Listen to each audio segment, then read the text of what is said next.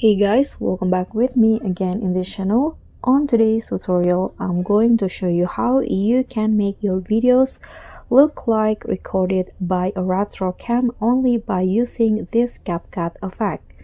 So here, just add your clips into CapCut, and after that go to effect, click on the video effect, swipe through the category, then select this TV category. Okay, so in here you can just find the retro cam effect, this one's right here. Click on that and that's it, and make sure it applies to all of your clips. So this will be the result. If you want, you can also add filter. Let's try to add the retro filters to make it looks more dramatic. Here I'm going to add this